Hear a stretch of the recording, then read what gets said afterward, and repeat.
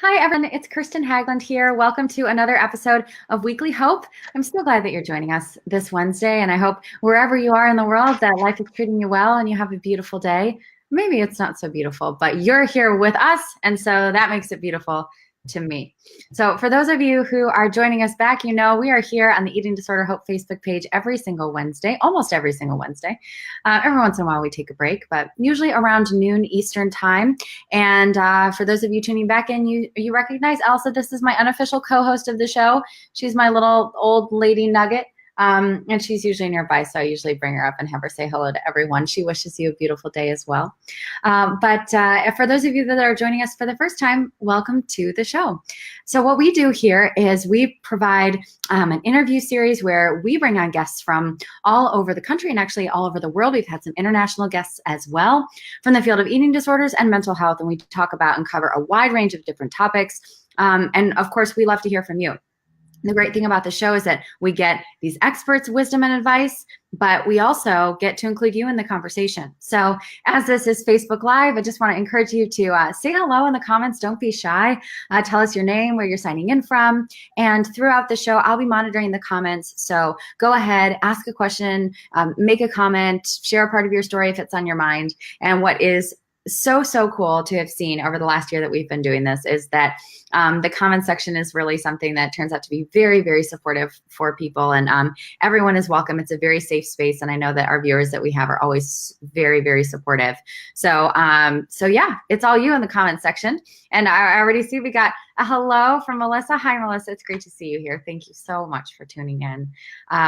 And without any further ado, we're going to dive into our topic. So today we're talking about something a little different, and that is, what is residential treatment? What is it? What does it look like? Like, what is a day in residential treatment really like?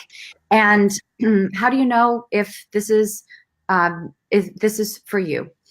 So to discuss all of that in a bubble, because, you know, and I really wanted to talk about this because when I was in recovery from my eating disorder and when my parents were first exploring options, I mean, if you have never had someone in your family who's struggled with an eating disorder or a mental health issue, you have no idea what treatment options are, and you don't know really what's out there. So we wanted to bring in an expert to say, okay, what is residential treatment? What does that look like? And we're going to dive into that today. So I'm going to welcome our guest and bring him on screen. Here we have Mike Gur. He's the executive director at the Meadows Ranch. He's joining us there from Arizona. Hey, Mike. Hey, Kristen. How you doing today? Good. We are good. Elsa and I are great. And before I dive in with you to this topic, I just want to read people a little bit of your bio so they know where you're coming from. So Mike received a master's degree from University of Utah in exercise and sports science with an emphasis on sports psychology, and has been in the mental health field for 17 years. He then went on to receive another master's degree from Argosy University, Phoenix, and is currently a licensed professional counselor and supervisor in the state of Arizona. He's also received licenses to facilitate the work of the Arbinger Institute. Am I pronouncing that correct? That's correct. Yep. Okay, great. Arbinger Institute, which focuses on relationships, stopping blame, and how to transform and resolve conflict, and teaching the power of choice, which is really cool. He is a certified Daring Way facilitator for Dr. Brené Brown's work on shame, connection, and vulnerability. Mike's also a PIT trained in Pia Melody's developmental model for trauma. Mike's been married for 24 years, has 5 children, and in his spare time, he loves to read, play sports, and spend time with his family. Sounds like you're an all-around great guy. Thank you. Yeah. No, well, we're so glad. And you're joining us from campus at the Meadows Ranch today, I would imagine, right? That is correct. Wonderful. I'd love for you to explain a little bit about what you do, what your role is, and if people have never heard of the Meadows Ranch before, tell us a little bit about the treatment program. Absolutely. Thank you. Yeah, we are situated in Wickenburg, Arizona, which is about 1.5 hours out of downtown Phoenix. So just northwest of downtown Phoenix. We sit on a beautiful 45-acre out in the Sonoran Desert, and we have 44 beds. And in those 44 beds, we have 12 adolescent beds and then 32 adult beds. We are all female program. A few things unique about us is we have 3 different levels of care here at the Meadows Ranch. We have an inpatient level of care, a residential level of care, and a partial hospitalization or PHP level of care.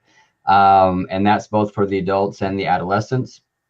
Cool thing is also we are primarily insurance, and we are in network with all of the providers. So Blue Cross, Aetna, Cigna, Optum, United, TRICARE. So pretty much that excites me because we're able to help more families, and they can utilize their insurance benefits to really get the help that they need. And so a lot of people don't know that. The other thing is we are a minimum 45-day program. Last year, on average, our adolescents were here for almost 60 days, and our adults were here for almost 50 days last year. So we do a really good job of really utilizing the benefits and giving them the treatment and the care that they need. In regards to me as the executive director, I really see, Kirsten, my role is to provide my staff with the support, the services, the things that they need, the training, to give our patients and their families the absolute best care possible. The other part of my job is really to get out and to educate people, professionals on eating disorders, and really just be a resource for them and a resource for parents that have questions about, what do you do when a loved one is struggling? So those are basically my roles as the executive director here. Cool, wonderful. And could you explain a little bit more about the differentiation between, because again, you and I mean, obviously you've worked in this field for 24 years, but for you and I who work in this bubble, we know those terms like the back of our head, but maybe people who are seeking treatment options don't. So what's the difference between residential, inpatient, outpatient, and partial hospitalization, as you mentioned? Yeah. So the highest level of care is our inpatient. And again, we're licensed to do that. So at that level of care, what you're really doing is stabilizing the patient. And so if they meet that level of care, they're really, sick. They're really struggling both medically, psychiatrically, nutritionally. And so at that level of care, we can provide tube feedings. There is programming at that level of care, but they are monitored 24/7. We're looking at labs, we're looking at blood work, we're looking at EKGs. So again, we're doing a lot of one-to-one psychiatrists, doctors, nurses, dietitian, therapists are meeting very regularly at that level of care. But it's really about stability. Whereas the residential level of care is really, that's where the work begins, I like to say. That's really where their brains kind of become more online. And we can do that work. So we're really challenging the eating disorder. For us at the Meadows Ranch, the patients are actually in the kitchen, and they are learning culinary skills. So they are preparing their food, cooking their food, cleaning their food, which is a big jump from being an inpatient. And we are challenging, we're doing the trauma work at that level of care. We're working on the comorbidities. And we really, Kirsten, we follow the APA guidelines for the treatment of eating disorders. So if we have time, maybe we can get into that, but we really do follow that to decide, what level of care do you need to be at? And so there's kind of different requirements, whether it's medical, suicidality, weight loss, weight gain, the comorbidity. So again, do you have a lot of trauma, a lot of anxiety, depression, your willingness, right, to look for treatment? So all of these things we take a look at in regards to what level of care. Now, partial hospitalization, we have that on our campus, but that one is a little more. We lost Mike. Oh. It looks like. Don't know where he went. All right, hang with us, guys. Sorry about that. Here, I'm just going to move him off screen for a second. Sorry about that. I'm going to send him a message just really quickly. Don't know what happened. We lost you, Mike. All right. Well, I'm going to just send him a message and let him know, and hopefully he pops back on soon. He's refreshing his page. He just let me know. It's really cool. It's been years, but he's there. Becca says he's there. Maybe he popped back in. Okay. All right. Thanks, Becca. I appreciate it. He's back. There we go. Wonderful. Okay, go ahead. So you were talking about where we just lost you was you were talking about the APA guidelines for eating disorder treatment, residential, and how that differentiates from inpatient. Okay. Yeah. So I was saying is we really want to follow the APA guidelines for the treatment of eating disorders. So there are certain criteria that we look at in regards to that. So really, again, at inpatient, there's going to be medical complications. It's not uncommon that there's going to be suicide ideation at that level of care. Not uncommon. They need a nasal gastric tube feeding, which we can do. They're not ready really for treatment. They don't want to be in treatment. They're very malnourished at that point. Typically at an IP, they will be below 80%, 85% of ideal body weight. So yeah, there's a lot of things going on at that level of care. So RTC, the big difference is, their weight has more stable. We've done some nutrition rehabilitation, but we start challenging both the eating disorder and also their comorbidities. So whether they come in with trauma, substance, mood, anxiety, whatever it might be, family relations, we're really going to challenge it at RTC level. So they're in the kitchen at the Meadows Ranch, which is different. So they are getting educated with culinary skills and food. So they're prepping and cooking, cleaning up, everything like that. And we do take-ins. So we actually bring things from the outside. They order off of menus. We have dessert challenges. So at RTC, they still have 24/7 care. They're still meeting with their psychiatrist, their medical doc, their dietitian, their therapist, but there's just more challenging, right? We're really doing a lot of work, therapeutic work, challenging the eating disorder. Whereas at PHP, I call that more of an application. So they've done a lot of hard work. They get to leave the campus every weekend on Saturday, Sunday. So they get to go shopping. They get to go to movies. They get to go to restaurants. So we're really trying to prepare them for that next step down, which is the IOP. IOP is an intensive outpatient. So most of our patients, when they leave us, that will be their next level of care in the continuum of care. And it depends where you're at and what your IOP will look like. I've seen some IOPs be 3 days a week, roughly for 5 to 6 hours a day. I've seen some 4 and 5 days a week. So it just kind of depends on where you're at and what the IOP will provide you. And usually you'll be doing that IOP for roughly 45 days. And then the last level of care is just your outpatient team. And what we recommend at the Meadows Ranch is when you get to that outpatient team, that you work with them for 1.5 years, because eating disorders are not just a bump in the road. And to truly be serious about your recovery, you need that support, you need that accountability as you work through that recovery process. So those are really briefly the different levels of care. That is so incredibly helpful. And we are going to keep this video on our videos page, on our Facebook page, as well as post it to YouTube for all of you to watch again or share with a loved one or family member or friend who might need to really hear this breakdown of treatment options. So make sure that you tag this or you save the link or something like that if you want to share it, because all that information is so good and just so many people don't hear it and don't know. So thank you, Mike, for laying that out for us. And I see Becca's here. And Sonia says, hi. Hey. So continue. If we've got new viewers that come in, continue to just say hello. Tell us your name, where you're signing in from. And if you have any comments, thoughts, or questions at any time for Mike or myself, please just make sure that you hit us up below in the comments. So moving on, Mike, tell us or give us an idea, a picture of what a day of residential treatment is like at the Meadows Ranch. Okay. So it is very busy. There's a lot of structure. And so we have both a summer and a winter schedule because here in Arizona, it gets hot. So we have to modify that. But typically they start early in the morning, about 5:30. So they're going to get up and they'll do their meals and do their prep work, take their medication, and then really they get into their day. So now as we get into the summer months, we have a walking group that will begin in the mornings.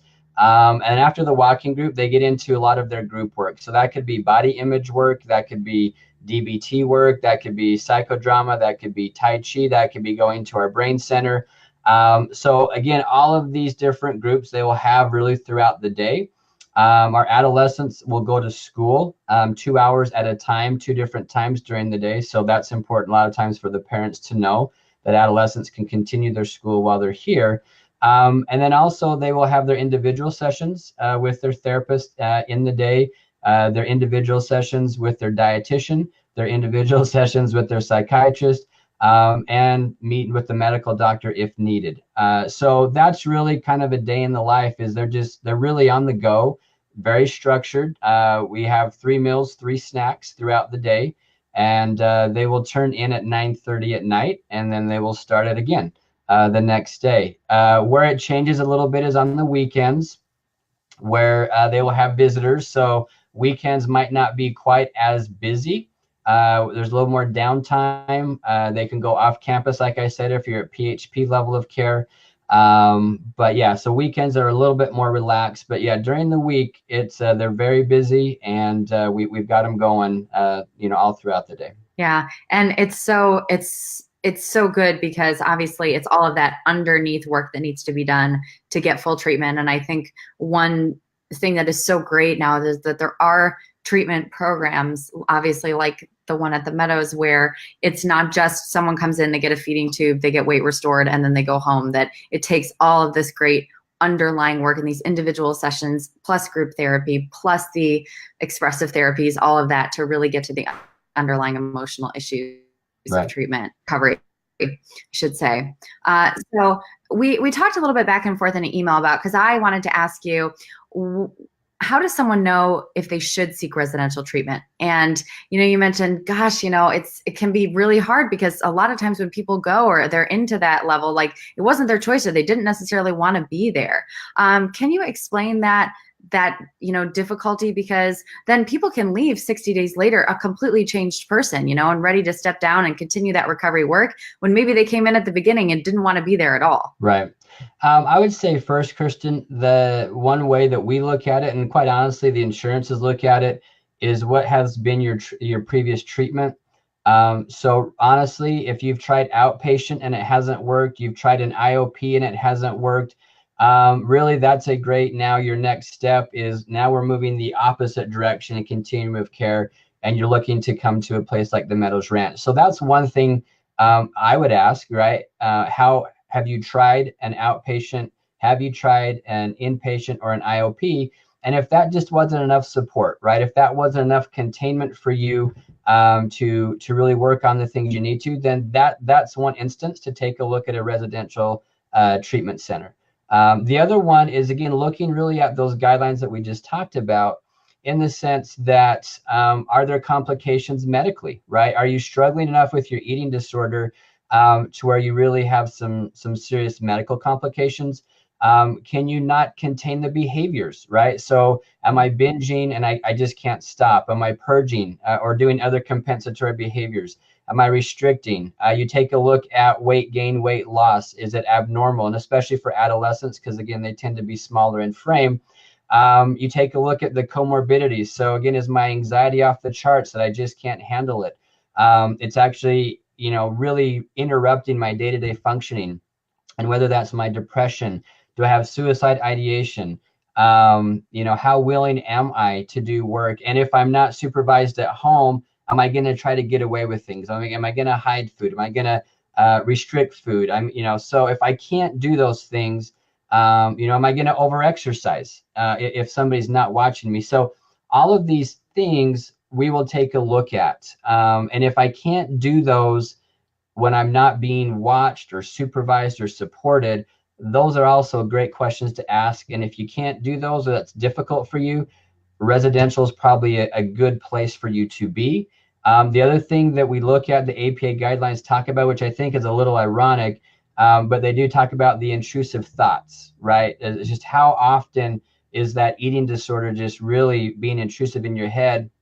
And what I kind of have to laugh about is when you look at the APA guidelines for the treatment of eating disorders at the residential level, it says if you have these thoughts 4 to 6 hours in a day, then you should be at residential. And I have to laugh because I have no idea how they came up with that. If they followed you around, like, are you thinking?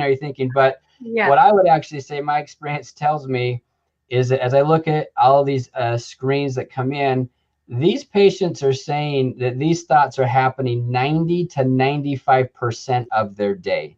So it is almost a constant intrusive thinking, this battle that's going on. And that's another, component to take a look at. That is, if the eating disorder is just really overtaking your entire life, once again, residential is probably going to be something you want to take a look at.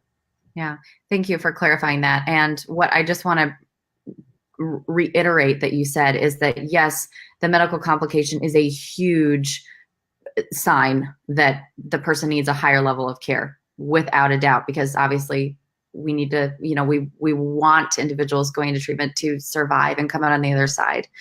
So the physical is obviously number one, but you talked more about the behaviors, the thoughts, and the inability to live your life. Right. And there are so many people that struggle with eating disorders who feel like they're not sick enough, they're not thin enough to deserve treatment.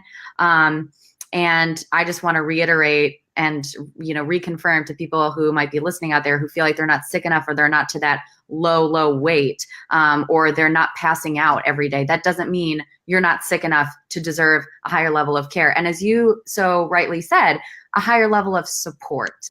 Right. It's not like this is a place where people go and be sick. No, it's support. It's a place where people can get a higher level of support. Yeah. And I love that. And that's one thing I'd say, Kirsten, that I always will tell people is what we've created here. You can't mimic that outside anywhere. Like, you cannot mimic the level of care, the level of support, and just, you can turn to anybody at any time, whether that's a peer, staff, therapist, dietitian, doctor. I mean, it's incredible the level of care and support you have at this level of care, and it really can't be matched or duplicated anywhere else. Yeah.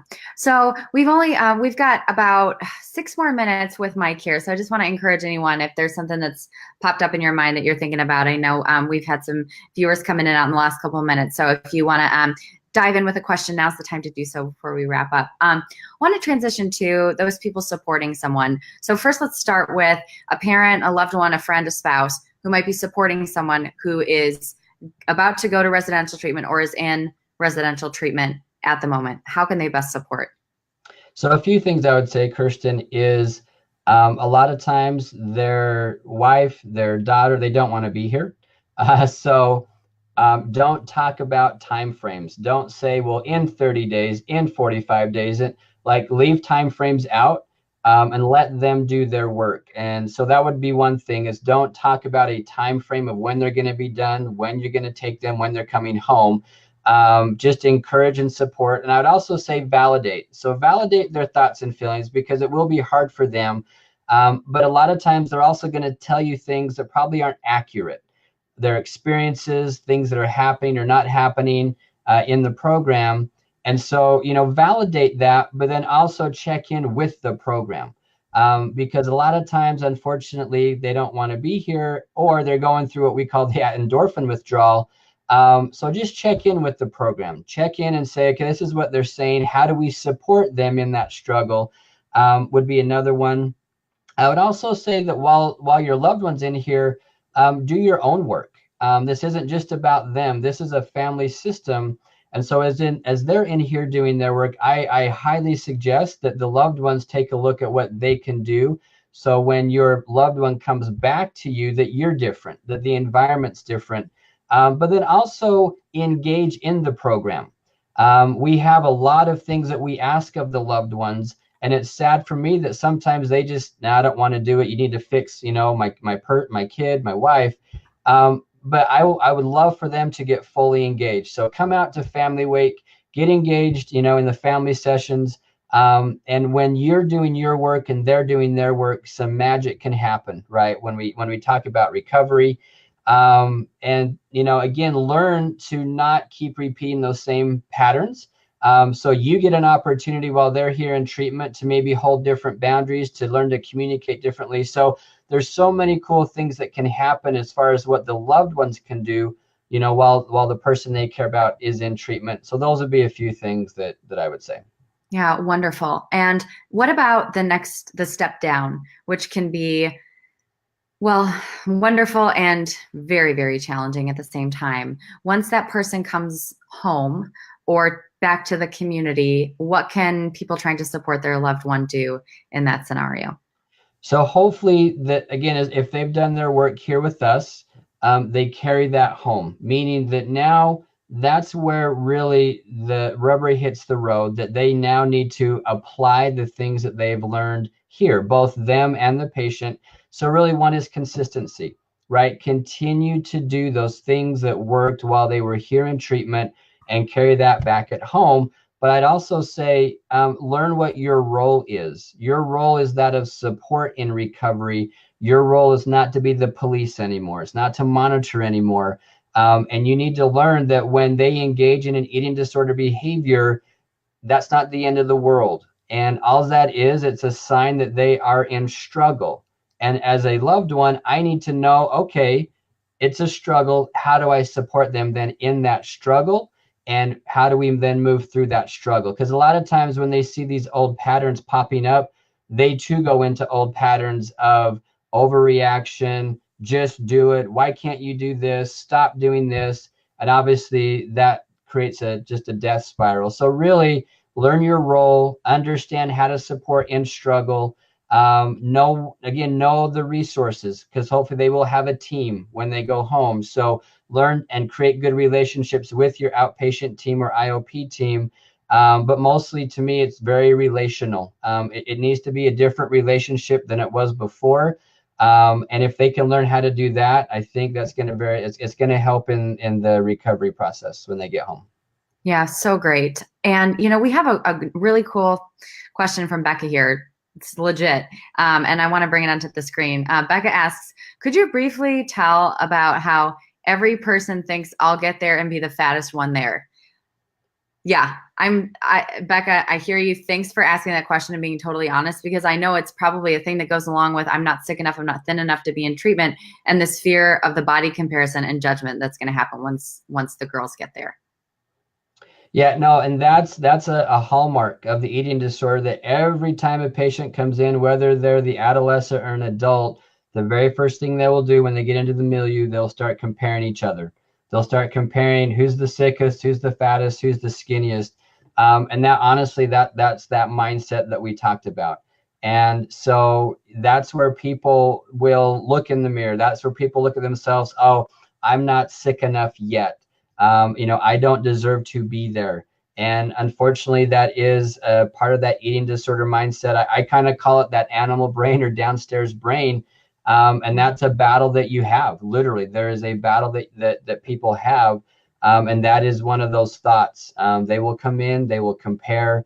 And unfortunately, sometimes they will try to be the sickest, when they get here. But one thing we have found with working with eating disorder patients is as they go through their recovery, one of the last things that they finally are able to overcome is that body image component. So again, just understand that's part of what's going to happen. It'll probably take one of the longest pieces, in the recovery process. But yes, that's very, very common that people will come in, compare how they look versus how other people look and what they're eating or not eating. So that is definitely part of this process. Yeah. Yeah. Thanks, Becca, for that. And, and it's those honest kind of comments and fears that people have about treatment. And so it's good that we talk about them and just say yep, that is a fear. That is something that people face, but it gets better. It absolutely does get better. And also, and Becca said, thank you, Mike. And also, I think it really matters too. And it helps when you have a campus like the one at the Meadows Ranch, where just people are incredibly supportive, and they, like you, know that that's going to be on the minds of the individuals who choose to come. But there's always someone there to support and talk through that with them. Last question, Sherry asked, is there a waiting list to get into the program? It depends. At the time of year right now, we do have a waiting list for the adolescent program. And right now for my adults, as of today, I have 3 beds open. So it just kind of depends, time of year. But yeah, right now we have probably through the month of May, we're full with adolescents. But we do have some openings for adults right now. Yeah, absolutely. Thanks, Mike, for covering that. And I just want to let you all know too that I put a link to the Meadows Ranch, to the program in the comments section. It says learn more about the program at the Meadows Ranch here. So if any of you are interested and want to find out more about the unique, cool things about what they do out there in Arizona, then just click on that link. Mike, this has been fabulous. Thank you so, so much for your time. I know you've got, as you mentioned, when you gave the rundown of what happens in a day at residential treatment, I know you've got a busy schedule. So for you to spend this time with us has been a real blessing. Thank you so much. Thank you very much for having me, Kirsten. My pleasure. Thank you. Yeah, you're welcome. All right. Bye, Mike. We'll say goodbye to him. And I just want to say thank you for tuning in and watching. Thanks for hanging with us in that little moment of darkness when Mike went off screen, but he came back. Technology problem solved. And thank you, as always, for giving us grace with that. So wherever you are, just have a wonderful, beautiful, blessed week. Elsa and I say ciao. This is my last show here from the States. I'm heading back to Europe, back to Zurich next week. So let's see. Pretty sure we've got another episode of Weekly Hope for you next week, but let me just make sure there. Nope, we are off May 1st. So you enjoy that Wednesday. We'll be back May 8th for another episode of Weekly Hope. And just want to, again, encourage you from our conversation with Mike that whatever level of treatment you may be considering, just know that there is no level of sickness that or weight or anything else like that that inhibits you from getting the treatment you deserve. That you deserve care, quality care, and you deserve recovery. So I just want you to know that. All right. See you. Have a wonderful, beautiful day, and we'll see you next week.